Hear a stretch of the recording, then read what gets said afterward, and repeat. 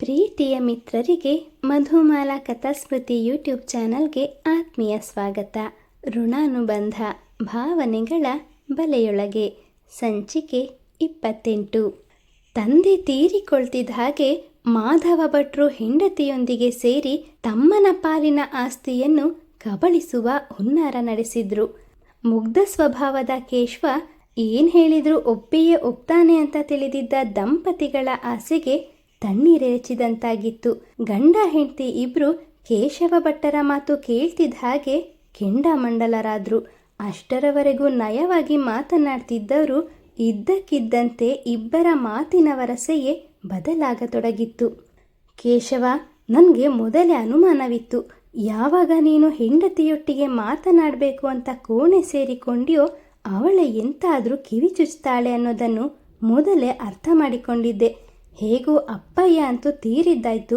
ಇನ್ನು ಹೇಗಾದರೂ ಮಾಡಿ ಇರೋ ಬರೋ ಆಸ್ತಿಯನ್ನೆಲ್ಲ ಇರೋ ಒಬ್ಬ ಮಗನ ಹೆಸರಿಗೆ ಬರೆಯಬಹುದು ಅನ್ನೋ ಉಪಾಯ ತಾನೇ ನಿನ್ನದು.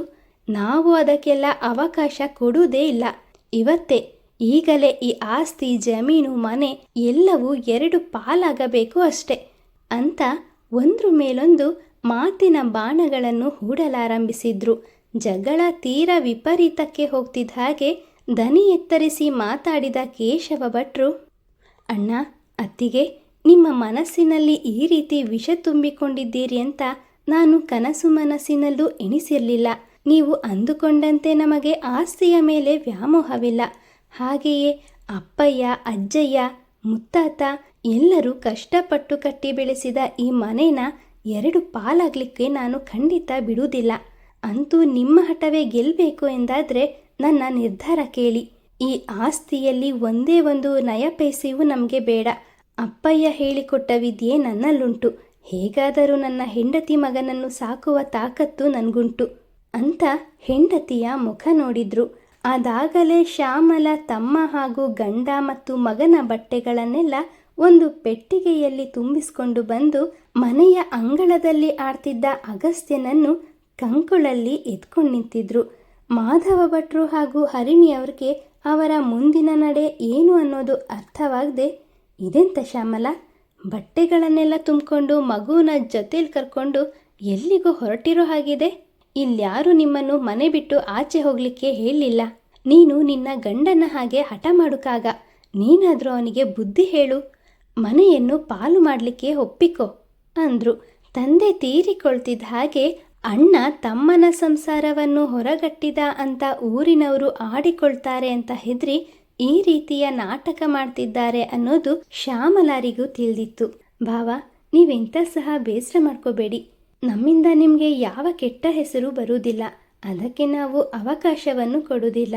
ನಾವು ಮನೆ ಬಿಟ್ಟು ಹೋದರೆ ಊರಿನವರಿಂದ ಕೆಟ್ಟ ಮಾತುಗಳನ್ನು ಕೇಳಬೇಕಾಗ್ತದೆ ಅಂತ ಹೆದರುತ್ತಿರೋ ನೀವು ತಲೆತಲಾಂತರದಿಂದ ಹೆಸರು ಮಾಡಿದ್ದ ಕುಟುಂಬ ಮಹಾಬಲೇಶ್ವರ ಭಟ್ಟರು ತೀರಿಕೊಂಡ ನಂತರ ಒಡೆದು ಹೋಳಾಯ್ತು ಅನ್ನೋ ಆಪಾದನೆ ಮಾತುಗಳನ್ನು ಕೇಳಬೇಕಾಗಿ ಬರ್ತದೆ ಅನ್ನೋದು ನಿಮ್ಗೆಂತಕ್ಕೆ ಅರ್ಥ ಆಗ್ತಾ ಇಲ್ಲ ಅನ್ನೋದು ನನಗಂತೂ ತಿಳಿದಿಲ್ಲ. ನಿಮ್ಮ ಎದುರು ನಿಂತು ಮಾತನಾಡುವಷ್ಟು ದೊಡ್ಡವಳು ನಾನಲ್ಲ. ಸ್ವರ್ಗದಂಥ ಮನೇನ 2 ಪಾಲಾಗಿಸಿ 2 ಒಲೆ ಉರಿಸುತ್ತಾ ನರಕ ಸದೃಶ ವಾತಾವರಣ ನಿರ್ಮಾಣವಾಗೋದು ನಮಗೆ ಬೇಕಿಲ್ಲ. ನೀವು ಮನೆಯ ಹಿರಿಯರು, ನಮ್ಮನ್ನು ಆಶೀರ್ವದಿಸಿ ಹೊರಲಿಕ್ಕೆ ಅನುಮತಿ ಕೊಡಿ ಅಂತ ದೇವರ ಕೋಣೆಯತ್ತ ತೆರಳಿ ದೇವರಿಗೆ ನಮಸ್ಕರಿಸಿದವರು ಬಳಿಕ ಅಣ್ಣ ಅತ್ತಿಗೆಯ ಆಶೀರ್ವಾದ ಪಡೆದು ಮನೆಯಿಂದ ಹೊರ ನಡೆದಿದ್ರು. ಪ್ರೀತಿಯ ತಮ್ಮ ಮನೆ ಬಿಟ್ಟು ಹೋಗ್ತಾ ಇರೋದ್ರಿಂದ ಮಾಧವ ಭಟ್ಟರ ಮನಸ್ಸು ಎಲ್ಲೋ ಒಂದು ಕಡೆ ಭಾರವೆನಿಸಿದ್ರು ಹೆಂಡತಿ ಹರಿಣಿಯವರ ಮುಖ ನೋಡಿದಾಗ ತಾನು ಮಾಡ್ತಾ ಇರೋದೇ ಸರಿ ಅಂತ ಅನಿಸಿ ಆಸ್ತಿಗಾಗಿ ಒಡ ಹುಟ್ಟಿದ ತಮ್ಮನನ್ನೇ ದೂರ ಮಾಡಿಕೊಳ್ಳೋದಕ್ಕೆ ಮುಂದಾದ್ರು. ಮನಸ್ಸನ್ನು ಕಲ್ಲಾಗಿಸ್ಕೊಂಡು ಯಾವುದೇ ಭಾವನೆ ಇಲ್ಲದೆ ಮನೆ ಬಿಟ್ಟು ಹೊರ ನಡೆಯುತ್ತಿದ್ದ ತಮ್ಮನ ನಿರ್ಲಿಪ್ತ ಮುಖವನ್ನೇ ನೋಡುತ್ತಾ ನಿಂತ್ಕೊಂಡ್ರು. ಇಷ್ಟರವರೆಗೂ ಮನೆ ಒಳಗೆ ನಡೀತಿದ್ದ ಗಲಾಟೆ ಮಾಧವ ಭಟ್ಟರ ಹೆಣ್ಣು ಮಕ್ಕಳ ಕಿವಿಗೂ ಬೀಳ್ತಿತ್ತು. ಚಿಕ್ಕಪ್ಪ ಚಿಕ್ಕಮ್ಮ ಅಗಸ್ತ್ಯನನ್ನು ಕರ್ಕೊಂಡು ಮನೆ ಬಿಟ್ಟು ಹೊರಡೋ ಸುದ್ದಿ ತಿಳಿತಿದ್ದ ಹಾಗೆ ಅವರ ಕಣ್ಣೀರು ಧಾರಾಕಾರವಾಗಿ ಹರಿಯಲಾರಂಭಿಸಿತು. ಶ್ಯಾಮಲಾರ ಬಳಿ ಇದ್ದ ಅಗಸ್ತ್ಯನನ್ನು ಎತ್ಕೊಂಡು, ಚಿಕ್ಕಪ್ಪ ಚಿಕ್ಕಮ್ಮ, ದಯವಿಟ್ಟು ನಮ್ಮನ್ನ ಬಿಟ್ಟು ಹೋಗಬೇಡಿ ಅಂತ ಗೋಗರಿದ್ರು. ಮಕ್ಕಳ ಕಣ್ಣೀರನ್ನು ಒರೆಸ್ತಾ, ನಾವೇನು ಶಾಶ್ವತವಾಗಿ ಊರು ತೊರೆತಿಲ್ಲ. ಆಗಾಗ ಬಂದು ನಿಮ್ಮನ್ನೆಲ್ಲ ನೋಡಿಕೊಂಡು ಹೋಗ್ತೇವೆ. ನೀವು ಜಾಣ ಮಕ್ಕಳು ತಾನೇ, ಹೀಗೆಲ್ಲ ಅಳುಕಾಗ. ಈಗ ನಾವು ಹೋಗಲೇಬೇಕಾದ ಅನಿವಾರ್ಯತೆ ಉಂಟು. ನಮ್ಮನ್ನು ನಗುತ್ತಾ ಕಳುಹಿಸಿಕೊಡಿ ಅಂತ ಸಮಾಧಾನಪಡಿಸಿ ಮಕ್ಕಳನ್ನು ಮುದ್ದಿಸಿದ್ರು. ಕೇಶವ ಭಟ್ರು ಬಾಗಿಲ ಬಳಿ ನಿಂತಿದ್ದ ಮಾಧವ ಭಟ್ಟರನ್ನು ಕುರಿತು, ಅಣ್ಣ, ನಮ್ಮ ಜೀವನದಲ್ಲಿ ಇಂತಹದ್ದೊಂದು ಪರಿಸ್ಥಿತಿ ಬರಬಹುದು ಅಂತ ನಾನು ಊಹಿಸಿರಲಿಲ್ಲ. ಅತ್ತಿಗೆ, ಆಸ್ತಿ ಪತ್ರವನ್ನೆಲ್ಲ ಸಿದ್ಧಪಡಿಸಿಕೊಂಡು ತಯಾರಾಗಿರಿ. ನಮ್ಮ ಸಂಸಾರ ಒಂದು ನೆಲೆ ಕಂಡುಕೊಂಡ ಬಳಿಕ ನಾನೇ ಒಮ್ಮೆ ಬಂದು ಅದಕ್ಕೆ ಸಹಿ ಮಾಡ್ತೇನೆ. ಈ ವಿಷಯದ ಕುರಿತು ನೀವು ಹೆದರುವ ಅವಶ್ಯಕತೆ ಇಲ್ಲ. ನನ್ನ ನಿರ್ಧಾರ ಎಂದಿಗೂ ಬದಲಾಗುವುದಿಲ್ಲ ಅಂತ ಹೆಂಡತಿ ಮಗನೊಂದಿಗೆ ಮುಂದಿನ ಜೀವನದ ಕಡೆಗೆ ನಡಿಗೆ ಪ್ರಾರಂಭಿಸಿದ್ರು.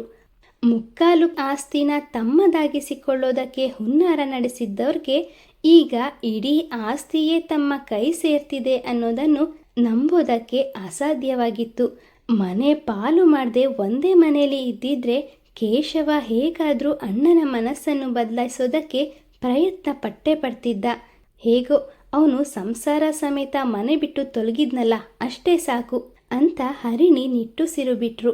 ಕೇಶವ ಭಟ್ರು ಹೋದ ದಾರಿನೇ ದಿಟ್ಟಿಸ್ತಿದ್ದ ಮಾಧವ ಭಟ್ರು ಕೂಡ ಕನಿಷ್ಠ ಪಕ್ಷ ಸೋದರ ಅನ್ನೋ ಕಿಂಚಿತ್ತು ಕರುಣೆಯೂ ಇಲ್ಲದೆ ಅಳುತ್ತಾ ನಿಂತಿದ್ದ ತಮ್ಮ ಮಕ್ಕಳ ಬಳಿ ತೆರಳಿ, ಹೋದವನು ಹೋದ, ನಾವಾಗಿಯೇ ಹೇಗಪ್ಪ ಮನೆಯಿಂದ ಹೊರ ಹಾಕೋದು ಅಂತ ಯೋಚಿಸ್ತಾ ಇದ್ವಿ. ನಮಗೆಂತಕ್ಕೆ ಆ ಕಷ್ಟ ಅಂತ ಅವನೇ ಹೋದ.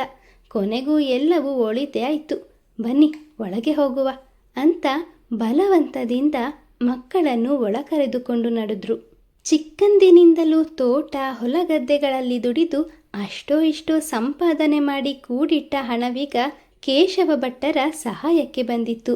ಊರು ತೊರೆದು ಮುಂದಿನ ಜೀವನ ಹೇಗೆ ಅಂತ ಯೋಚಿಸ್ತಾ ಇರುವಾಗಲೇ ನೆನಪಾಗಿದ್ದು ತಂದೆ ಮಹಾಬಲೇಶ್ವರ ಭಟ್ಟರ ಬಾಲ್ಯದ ಗೆಳೆಯ ಶೇಷಣ್ಣ.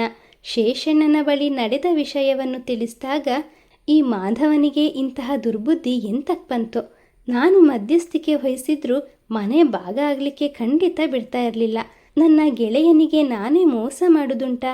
ಕಿರಿಯವನಾಗಿ ನಿನಗಿರೋ ಮಂಡೆ ಹಿರಿಯನಾದ ಅವನಿಗೆ ಇಲ್ಲವಾಯಿತು. ಈಗ ನೀನು ಮನೆ ಬಿಟ್ಟು ಮುಂದೆ ಎಂತ ಮಾಡೋದು ಅಂತ ದಿಕ್ಕು ತೋಚದೆ ನನ್ನ ಬಳಿ ಬಂದಿದ್ದೀಯಾ. ನೋಡು ಕೇಶವ, ನನಗೆ ನನ್ನ ಮಗ ರವಿ ಬೇರೆ ಅಲ್ಲ, ನೀನು ಬೇರೆ ಅಲ್ಲ. ನೀನು ನಿನ್ನ ಸಂಸಾರದೊಂದಿಗೆ ನಮ್ಮ ಕುಟುಂಬದಲ್ಲಿ ಒಬ್ಬನಾಗಿಯೇ ಇರಬಹುದಿತ್ತು. ಇದಕ್ಕೆ ನನ್ನ ಸೊಸೆಯದ್ದು ಎಂಥ ಸಹ ಅಭ್ಯಂತರವಿರ್ತಿರಲಿಲ್ಲ. ಆದರೆ ಎಂತ ಮಾಡೋದು? ವಿಷಯ ಏನಾದರೂ ಊರಿನವರಿಗೆ ತಿಳಿದ್ರೆ ನನ್ನ ಗೆಳೆಯನಿಗೆ ಕೆಟ್ಟ ಹೆಸರು. ಅಬ್ಬೆ ಇಲ್ಲದ ಮಕ್ಕಳನ್ನು ಸರಿಯಾಗಿ ಬೆಳೆಸಲಿಲ್ಲ ಅಂತ ಹೇಳಿ ಬಾಯಿಗೆ ಬಂದ ಹಾಗೆ ಮಾತಾಡ್ತಾರೆ. ಈಗ ಎಂತ ಮಾಡೋದು ಅಂತ ತಲೆ ಮೇಲೆ ಕೈ ಹೊತ್ತು ಯೋಚಿಸತೊಡಗಿದ್ರು. ಶೇಷಣ್ಣ, ನಿಮ್ಮ ಬಗ್ಗೆ ಇಡೀ ಊರಿನವರಿಗೆ ಗೊತ್ತುಂಟು. ಸಹಾಯ ಕೇಳಿ ಬಂದು ನಿಮ್ಮ ಮನೆಯಲ್ಲಿಯೇ ಪೀಠ ಉಡುವುದು ನನಗೂ ಕೂಡ ಇಷ್ಟವಿಲ್ಲ. ಬೇರೆ ಎಂತಾದರೂ ದಾರಿ ಇದ್ರೆ ಹೇಳಿ. ನನ್ನ ಬಳಿ ಸ್ವಲ್ಪ ಹಣ ಉಂಟು, ಅದನ್ನೇ ಬಂಡವಾಳವಾಗಿಸಿಕೊಂಡು ಎಂತಾದರೂ ವ್ಯಾಪಾರ ಮಾಡುವ ಅಂತ. ಆದರೆ ಎಲ್ಲಿ ಹೇಗೆ ಅನ್ನೋದೇ ತಿಳಿತಿಲ್ಲ ಅಂತ ಕೇಶವ ಭಟ್ರು ತಮ್ಮ ನಿಸ್ತೇಜ ಕಣ್ಣುಗಳಿಂದ ಶೇಷಣ್ಣನನ್ನೇ ದಿಟ್ಟಿಸಿದ್ರು. ತಕ್ಷಣ ಶೇಷಣ್ಣನಿಗೆ ಏನೋ ಉಪಾಯ ಹೊಳೆದಂತಾಗಿ, ಹಾಂ ಕೇಶವ, ನೀನೊಂದು ಕೆಲಸ ಮಾಡು ಮಾರಯ್ಯ. ಮಂಗಳೂರಿನಲ್ಲಿ ನನ್ನ ತಮ್ಮ ಭಾಸ್ಕರ ಹೋಟೆಲು ವ್ಯಾಪಾರ ನಡೆಸ್ತಾ ಇದ್ದಾನೆ. ಅವನ ಬಳಿ ಹೋದರೆ ನಿನಗೆ ಎಂತಾದರೂ ಸಹಾಯ ಆಗಬಹುದು ಅಂತ ತಮ್ಮನ ವಿಳಾಸ ನೀಡಿ, ನಮ್ಮ ಭಾಸ್ಕರನ ಮುಖಪರಿಚಯ ಉಂಟಲ್ಲ ಎಂದರು. ಹೇಗೋ ಜೀವನಕ್ಕೊಂದು ದಾರಿಯಾದರೆ ಸಾಕು ಅಂತ ಬಯಸ್ತಿದ್ದವ್ರಿಗೆ ಹುಡುಕ್ತಾ ಇರೋ ಬಳ್ಳಿ ಕಾಲಿಗೆ ಸಿಕ್ಕಂತಾಯಿತು. ಹೌದು ಶೇಷಣ್ಣ, ಪರಿಚಯ ಉಂಟು.